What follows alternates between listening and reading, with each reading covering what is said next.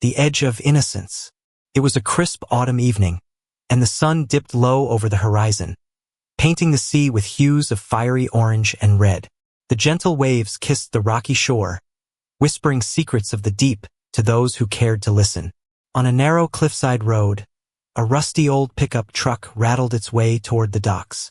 Behind the wheel sat Arthur, a man whose face was carved with years of hardship, his eyes hollow and distant, as though the weight of the world had drained him of life. Beside him, huddled in the corner of the seat, sat Anna, his 8-year-old daughter. Anna's bright blue eyes glimmered with a mix of curiosity and fear as she glanced at her father, who hadn't said a word during the entire drive. She clutched her worn teddy bear, a remnant of a time when life felt safe and warm. Her small fingers traced the stitches on its belly, a silent comfort against the coldness that had settled between them. Arthur tightened his grip on the steering wheel, his knuckles white from the tension. The road stretched ahead, narrow and treacherous, much like the path his life had taken. He didn't want to look at Anna, not because he didn't love her, but because love was a luxury he could no longer afford. His mind replayed the words his wife had thrown at him before she left. "You'll never be enough, Arthur. You can't even provide for her. You're a failure as a father." He had fought hard to prove her wrong, working long hours at the docks and taking odd jobs to scrape by. But no matter how hard he tried, the debts piled higher, the house grew colder, and the neighbors' pitying stares burned deeper into his soul. When the loan sharks came knocking, Arthur knew he had reached the end of the line.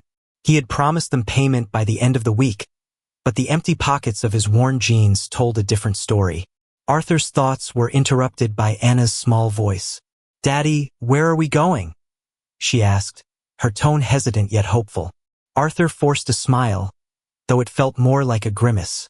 "We're going on an adventure," he said, his voice gruff and unfamiliar even to himself. Anna's face lit up for a brief moment, her childlike optimism clinging to the possibility that this was a rare moment of joy in their bleak existence. "An adventure? Like the ones you used to tell me about?" she asked, her fingers tightening around the teddy bear. Arthur nodded but kept his eyes on the road. "Yeah, like that." They arrived at the docks just as the last rays of sunlight dipped below the horizon, leaving the world cloaked in twilight. The old wooden planks creaked beneath their feet as Arthur led Anna toward a small, battered rowboat tied to a post. The sea beyond was dark and endless, a vast unknown that mirrored the turmoil in Arthur's heart. "Daddy, it's so pretty," Anna said, her voice filled with awe as she gazed at the glistening water. She had always loved the ocean. It reminded her of the bedtime stories her mother used to tell, tales of brave sailors, mermaids, and magical islands. But tonight the ocean felt different. There was an ominous stillness to it, as though it were holding its breath. Arthur helped Anna into the boat, his hands trembling as he untied the rope. He avoided her gaze, afraid that the innocence in her eyes would shatter the fragile resolve he had built. As he rowed them farther from the shore, Anna leaned over the edge, watching the moonlight dance on the waves. She giggled when a fish jumped out of the water, breaking the silence with its splash. "Do you think there are mermaids down there?" she asked, her voice filled with wonder. Arthur's throat tightened. "Maybe," he said, his voice barely above a whisper. "Maybe there are." As the shoreline disappeared into the distance, Arthur stopped rowing. The boat bobbed gently on the waves, and the only sounds were the lapping of water against the hull and the distant cries of seagulls. Anna looked up at her father, her brow furrowed with confusion. "Why did we stop, Daddy?" Arthur couldn't bring himself to answer. His hands gripped the oars so tightly that his fingers ached. He felt the weight of his decision pressing down on him, suffocating him. He had convinced himself that this was the only way, to let her go, to spare her from the life of suffering and poverty that awaited them. But now, as he looked at her small, fragile frame and the innocence in her eyes, he felt his resolve begin to crumble. Anna tilted her head, sensing something was wrong. "Daddy, are you okay?" she asked, her voice trembling. Arthur's chest tightened, and he turned away, unable to face her. "I'm sorry, Anna," he said, his voice breaking. I'm so sorry. Before Anna could react, Arthur stood and moved toward her. She looked up at him, confused and frightened. Daddy, what are you doing? She asked, her voice rising in panic. Arthur's hands trembled as he reached for her. It's for the best, he muttered, more to himself than to her. You'll be better off. Anna screamed as he lifted her, her tiny fists pounding against his chest. No, Daddy, please don't. I'll be good. I promise. Don't leave me. Arthur's heart shattered at her words, but he forced himself to follow through. With a final, desperate motion, he let go, and Anna plunged into the icy water below. Her scream was cut off as she hit the waves, and the sound of her splashing filled the night. Arthur collapsed into the boat, his head in his hands. He couldn't bring himself to look over the edge. The sound of Anna's cries echoed in his ears, each one a dagger to his soul. Forgive me, he whispered, tears streaming down his face. Please forgive me. For a moment there was silence. Then, something incredible happened. The water around the boat began to glow with an ethereal light, as if the ocean itself had come alive. Arthur looked up, his breath catching in his throat. The glow grew brighter, illuminating the waves in a shimmering, otherworldly radiance. And then he saw her. Anna was floating on the surface, her eyes wide with wonder as the water around her seemed to cradle her gently. Tiny, glowing creatures swirled around her, their light casting a warm, golden glow on her face. She wasn't struggling or sinking. She was safe. Arthur stared in disbelief, his heart pounding in his chest. Anna? He called out, his voice shaking. Anna turned to look at him, her fear replaced by a calm serenity. Daddy, look, the water is helping me, she said, her voice filled with awe. Arthur couldn't believe his eyes. It was as if the sea itself had rejected his desperate act, choosing instead to protect his daughter. The glowing creatures seemed to form a barrier around her, their light chasing away the darkness. For the first time in years, Arthur felt something stir within him, hope, a light in the darkness. Arthur's breath caught in his throat as he stared at the miraculous sight before him. Anna floated serenely on the glowing water, surrounded by what seemed to be an entire constellation of bioluminescent creatures. Their soft, golden light shimmered and swirled, casting an ethereal glow on her pale face. It was as if the sea itself had embraced her, protecting her from the danger he had so recklessly placed her in. He didn't know what they were, jellyfish, plankton, or some other mysterious entity, but their presence felt almost divine. Arthur gripped the edges of the boat. His knuckles white as guilt and disbelief washed over him like the waves below. For a moment, time seemed to stand still. The only sounds were the gentle hum of the sea and Anna's voice, filled with wonder. Daddy, they're so beautiful, Anna said, her fear replaced by childlike awe. Her small hand reached out to touch one of the glowing creatures as it drifted near her, and it pulsed brighter for a moment, as if responding to her touch. Arthur's chest tightened. How could he have been so blind? How could he have allowed himself to be consumed by despair to the point where he almost destroyed the only good thing left in his life? The weight of his actions bore down on him, heavier than any debt or threat he had ever faced. Anna, he croaked, his voice hoarse and broken. Hold on. I'm coming for you. Grabbing the oars with trembling hands, Arthur began to row toward her with all the strength he could muster. Each stroke felt like a plea for forgiveness, a desperate attempt to undo the unthinkable. The glowing water seemed to guide him, lighting a path through the darkness, as if the sea itself wanted to reunite father and daughter. As he reached her, Arthur leaned over the edge of the boat, his hands outstretched. Take my hand, Anna, he said, his voice trembling with emotion. I'm so sorry. I'll never let you go again.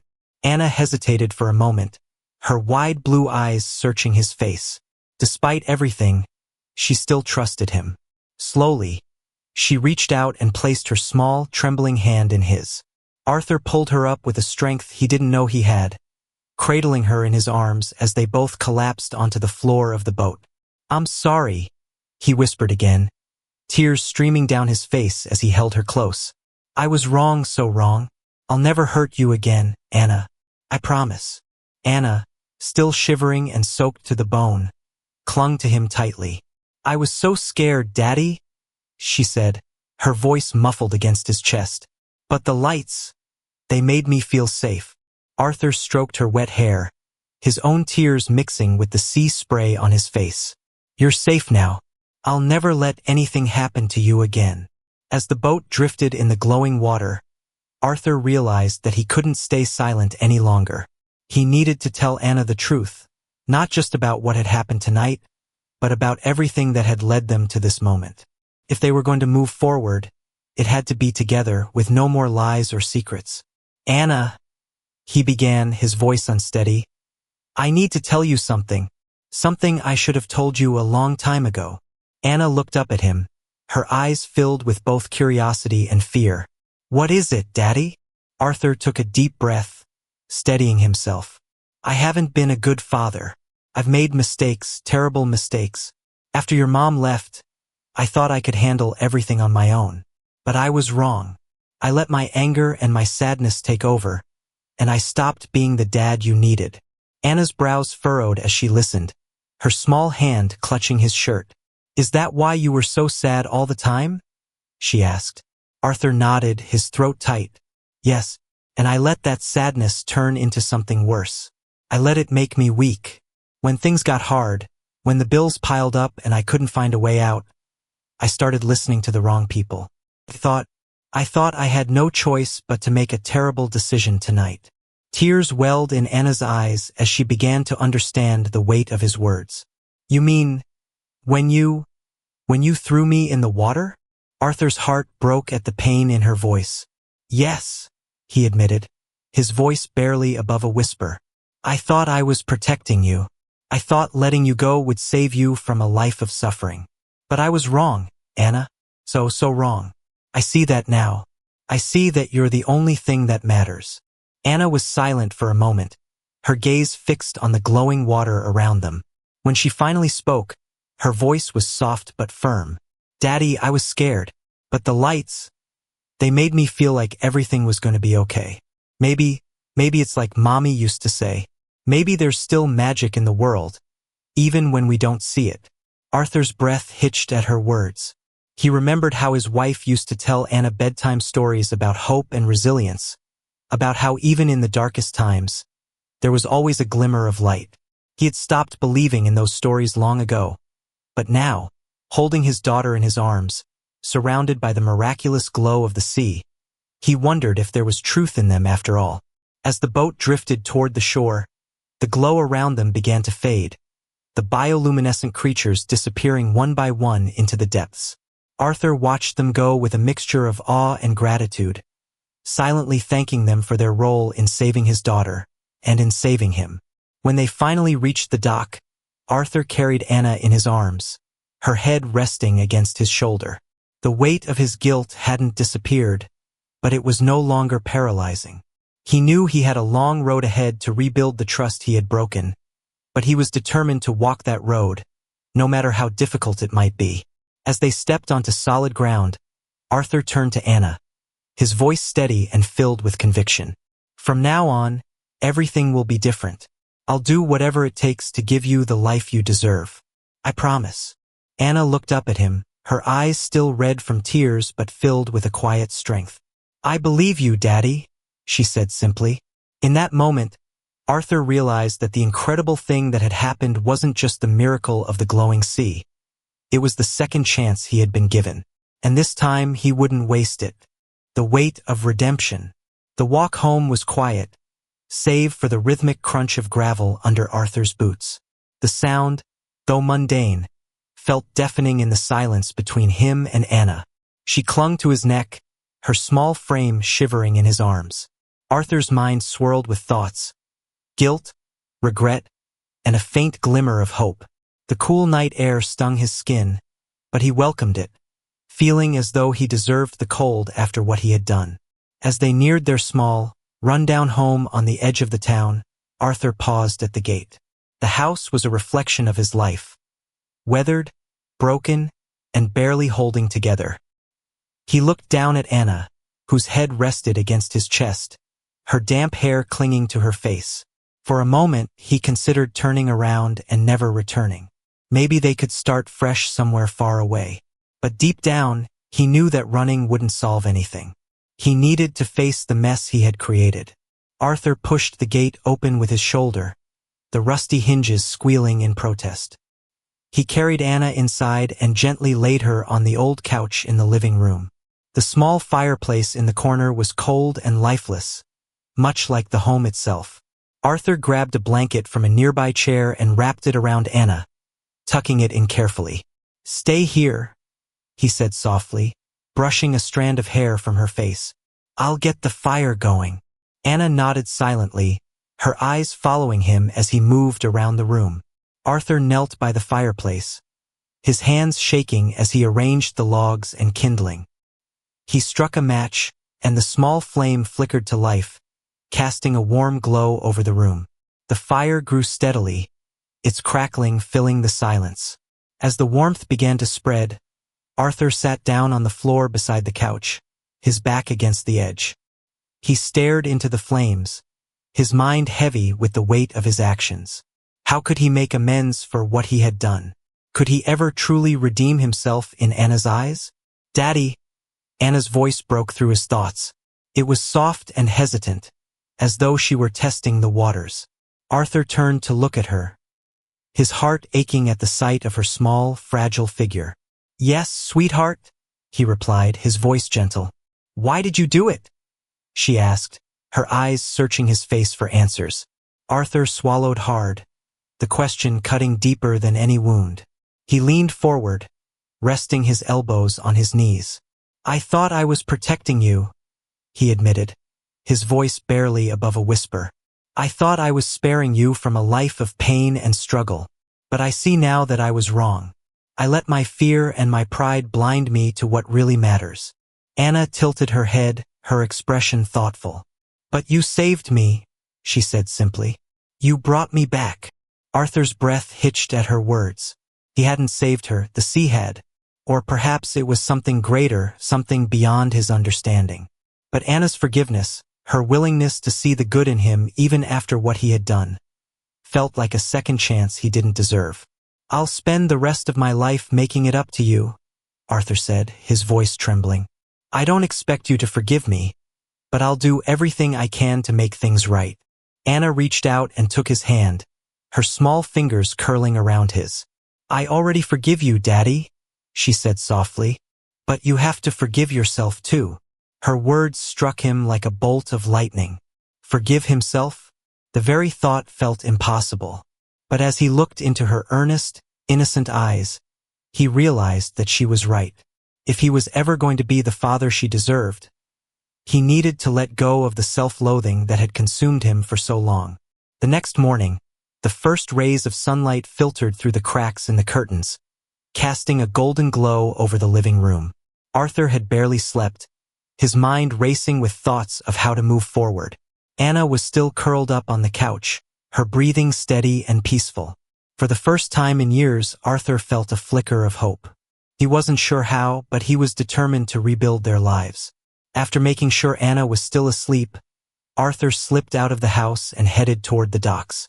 The air was crisp and filled with the salty scent of the sea. As he walked, he replayed the events of the previous night in his mind. The glowing water, the miraculous creatures, and Anna's unshakable forgiveness. Felt like a sign, a chance to start over. At the docks, Arthur approached a small group of fishermen loading their boats with supplies. Among them was Joe, an older man with a weathered face and kind eyes. Joe had been a fixture in the town for as long as Arthur could remember, known for his generosity and wisdom. "Arthur," Joe greeted him with a nod. "You're up early." Arthur hesitated, feeling a lump form in his throat.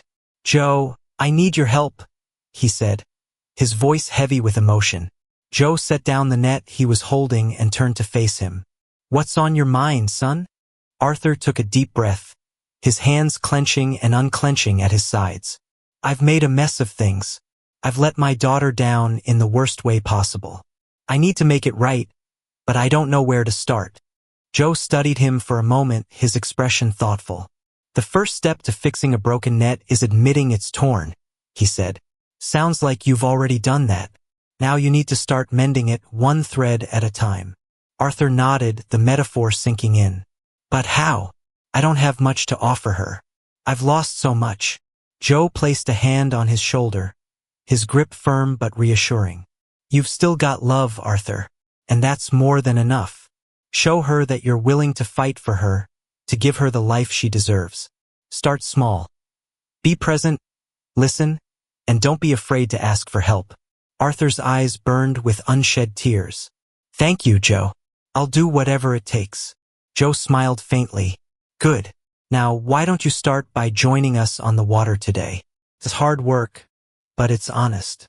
And it'll put food on the table. Arthur hesitated for a moment, then nodded. I'll do it.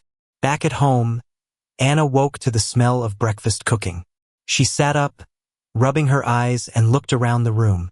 The fireplace still crackled softly, and the sunlight streaming through the window made the space feel warmer than it had in a long time. Arthur emerged from the kitchen, holding a plate of scrambled eggs and toast. He set it down on the table in front of her and smiled, though it didn't quite reach his eyes. Morning, sweetheart. I made you breakfast. Anna looked at the plate, then back at him. You cooked. Arthur chuckled softly. Don't sound so surprised. I used to cook for you all the time when you were little. Anna picked up a piece of toast and took a bite. It wasn't perfect, slightly burnt around the edges, but it tasted like love. She smiled up at him, her eyes shining. Thank you, Daddy. Arthur sat down beside her, his heart swelling with a mix of gratitude and determination. He knew the road ahead wouldn't be easy, but for the first time in years, he felt like he was walking in the right direction. Rebuilding bonds. The morning sun cast a warm glow over the tiny house, filling it with a sense of renewed hope. Arthur watched as Anna ate her breakfast, her small hands gripping the slightly burnt toast. Despite everything that had happened, there was a resilience in her that he couldn't help but admire. She had endured more than most children her age, yet her spirit remained unbroken. Arthur knew he didn't deserve her forgiveness, but he was determined to earn it. After Anna finished her meal, Arthur sat her down on the couch, kneeling in front of her so they were at eye level. Anna, he began, his voice steady but soft. I need to talk to you about something important. Anna tilted her head, her curiosity piqued. What is it, Daddy? Arthur hesitated, searching for the right words. I've made a lot of mistakes, he said, his voice thick with emotion. But I want you to know that I'm going to do everything I can to make things better.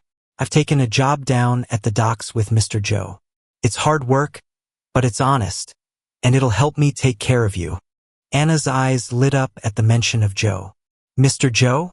The nice fisherman? He's helping you. Arthur nodded, a faint smile tugging at the corners of his lips. He is.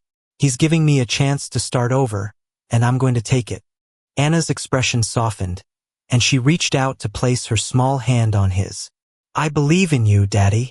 Her words were simple, but they carried a weight that Arthur couldn't ignore. He squeezed her hand gently, feeling a surge of determination. Thank you, sweetheart. That means more to me than you'll ever know. That afternoon, Arthur walked Anna to the local schoolhouse. It was a small one-room building with peeling paint and a weathered roof, but it was a place where Anna could learn and grow. As they approached, Anna hesitated, her hand tightening around Arthur's. Do I have to go, Daddy? She asked, her voice tinged with uncertainty. Arthur crouched down beside her, meeting her gaze. I know it's scary, but this is a chance for you to make friends and learn new things, he said gently. I want you to have every opportunity in the world, Anna, and it starts here. Anna looked at the schoolhouse, then back at her father. Will you come back for me? Arthur's heart ached at her question, a painful reminder of how he had almost failed her. He placed his hands on her shoulders, his gaze steady and filled with resolve. I'll always come back for you, Anna. I promise. Reassured by his words, Anna nodded and let him lead her inside. The teacher, a kind-looking woman named Miss Clara, greeted them warmly. She knelt down to Anna's level, her smile gentle. Welcome, Anna. We're so happy to have you here. Anna clung to Arthur's hand for a moment longer before finally letting go. Okay, Daddy. I'll try, she said softly. Arthur kissed the top of her head and stood up. I'll see you this afternoon, sweetheart. Be brave. As he walked away, Arthur couldn't help but feel a mixture of pride and guilt. He had nearly robbed Anna of her future. But now, he was determined to give her the life she deserved. Back at the docks, Arthur threw himself into his work with a determination that surprised even him. Joe showed him the ropes, teaching him how to mend nets, load crates, and navigate the unpredictable tides. The work was grueling, and Arthur's muscles ached by the end of the day, but he welcomed the physical strain. It felt like penance for his past mistakes. Joe noticed the change in Arthur and couldn't help but comment on it as they unloaded the day's catch. You're working like a man with something to prove, he said, his tone light but observant. Arthur wiped the sweat from his brow and nodded. I have everything to prove, he admitted. I nearly lost the most important thing in my life, and I won't let that happen again. Joe patted him on the shoulder. Good. Keep that fire in your belly. It'll take you far. As the sun began to set, Arthur made his way back to the schoolhouse to pick up Anna. She ran out to meet him, her face glowing with excitement. Daddy, I made a new friend today, she exclaimed, her voice brimming with joy. Arthur smiled, his heart swelling with pride. That's wonderful, Anna.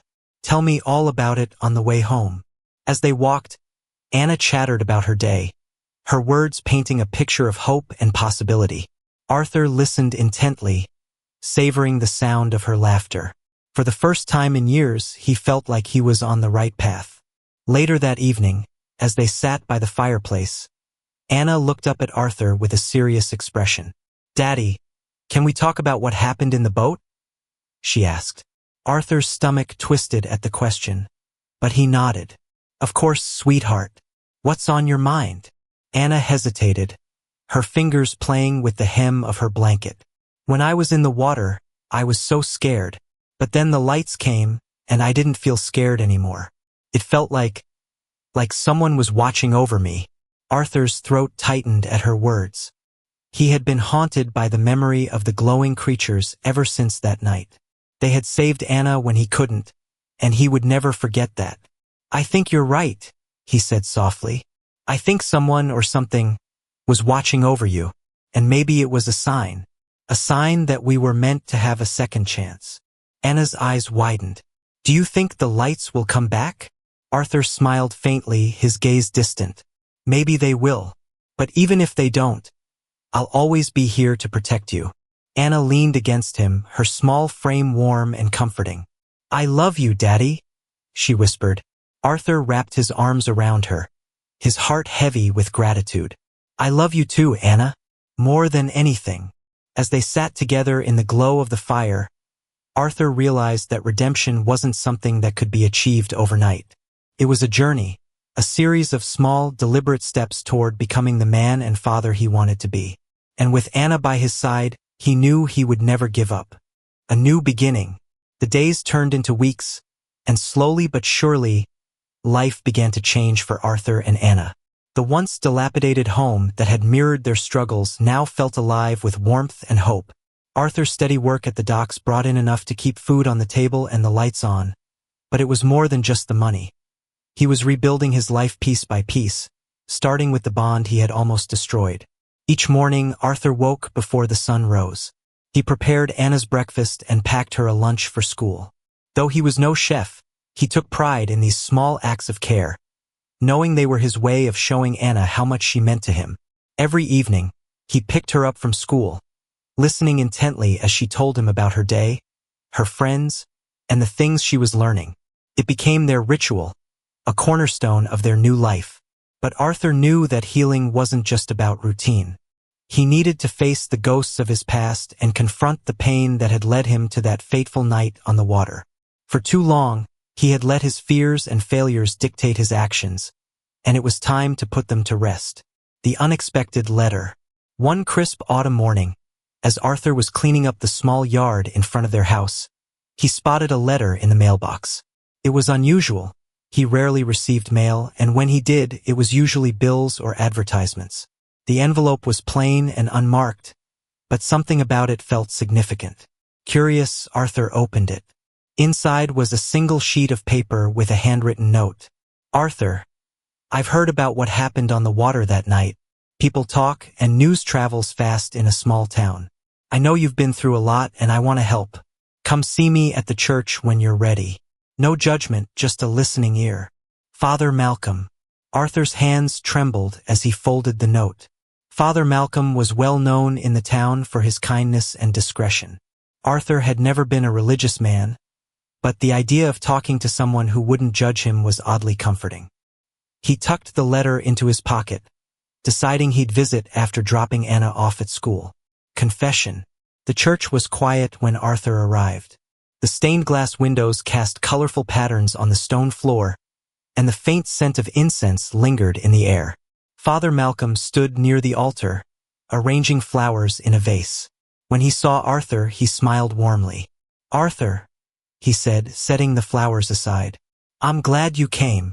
Arthur hesitated, unsure how to begin. I don't know why I'm here, he admitted. I've done something terrible, and I don't know how to live with it. Father Malcolm gestured for Arthur to sit on one of the wooden pews. You're here because you want to change, he said gently, and that's a good place to start. Arthur sat down, his hands clasped tightly in his lap. He began to speak, his voice halting at first but growing steadier as he recounted the events of that night. He told Father Malcolm about the crushing weight of his debts, his feelings of inadequacy, and the desperation that had led him to believe his daughter would be better off without him. She forgave me, Arthur said, his voice breaking. After everything I did, she forgave me. But I don't know how to forgive myself. Father Malcolm listened quietly, his expression calm and thoughtful. When Arthur finished, the priest leaned forward, his hands resting on his knees. Arthur, guilt is a heavy burden to carry, he said, but it's also a sign that you care deeply. You recognize the harm you caused, and you're taking steps to make amends. That's the foundation of redemption. Arthur shook his head. But how can I ever make up for what I did? By being the father she needs now, Father Malcolm replied. You can't change the past, but you can shape the future. Every small act of love, every moment of care, you're building something new, and that's powerful. Arthur left the church feeling lighter, as though a small piece of the weight he carried had been lifted.